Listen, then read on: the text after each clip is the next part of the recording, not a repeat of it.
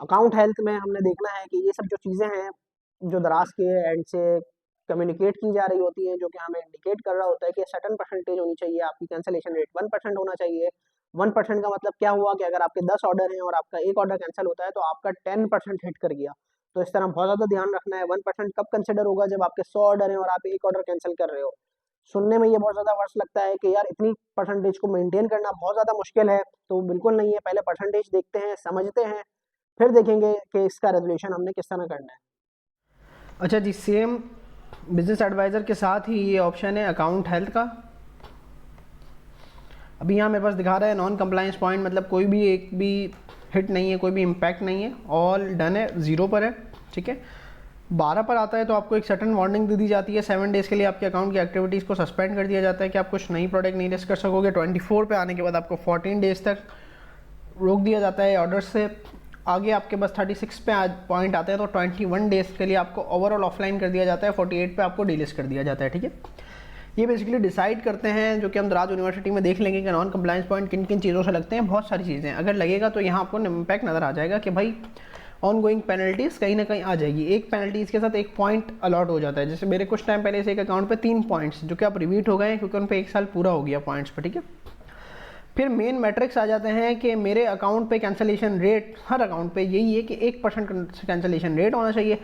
Ship on time का जो SOT है, मतलब मेरे पास ऑर्डर आने से लेकर शिप करने का जो परसेंटेज है वो 90% होना चाहिए, जो कि 2 वर्किंग डेज़ के अंदर होता है। जितना ज़्यादा जल्दी होगा उतनी अच्छी परसेंटेज आएगी।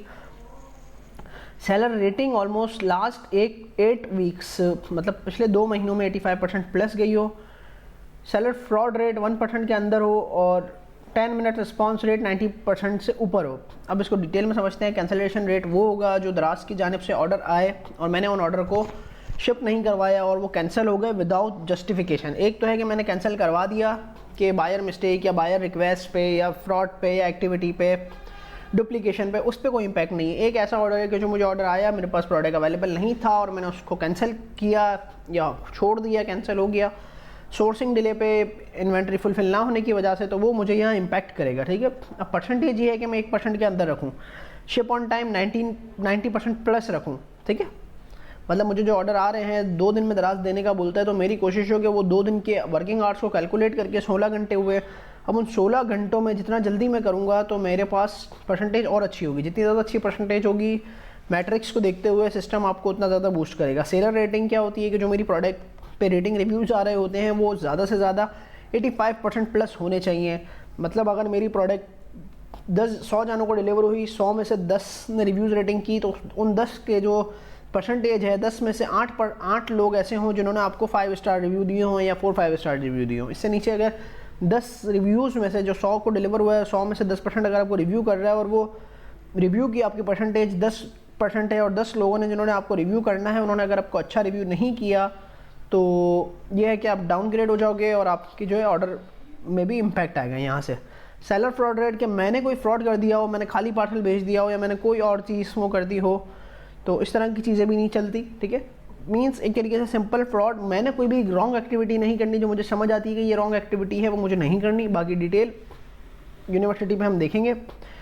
10 मिनट रिस्पॉन्स रेट क्या है? 10 मिनट रिस्पॉन्स रेट एक छोटा सा फीचर है कि आपके पास मोबाइल पर एप्लीकेशन मौजूद है, कस्टमर आया, एक कहावत है कि लोया गर्म हो तो उस पर हथौड़ा मार देना चाहिए। ठीक है, वो इसी तरह है कि अगर मेरा कस्टमर आ रहा है कोई चीज़ के लिए, बाय करने के लिए, तो मैंने उसके सवाल का जवाब दे देना है ताकि वो कहीं ना कहीं कन्वर्ट हो जाए जल्द से जल्द। अगर नहीं हो सकता तो हमारे पास चैट में जो है ऑटो चैट का ऑप्शन है, हम उसको डिस्कवर करेंगे ताकि हमारा ऑटो रिप्लाई चला जाए। ये सब चीज़ें हमने डे बाय डे यहाँ पे चेक करनी है। डेली बेसिस पे चेक करने की इतनी नीड नहीं होती, बट ये है कि हम इसको हर 10-12 दिन बाद चेक करें, क्योंकि जो इसमें स्कोर कार्ड रन होता है, स्कोर कार्ड आपका रन हो रहा होता है ऑलमोस्ट 15 वर्किंग डेज में या हर 15 दिन में आपका स्कोर कार्ड रन हो रहा होता है, और ये इम्पैक्ट करता है सेकंड स्कोर कार्ड में आके। और इस इम्पैक्ट से बचने के लिए हमने क्लेम्स फिल करने होते हैं। क्लेम के थ्रू दराज के internal high level top management से हमने कम्युनिकेट करना होता है। तो अब हम देखेंगे कि हमने क्लेम्स किस तरह करने हैं।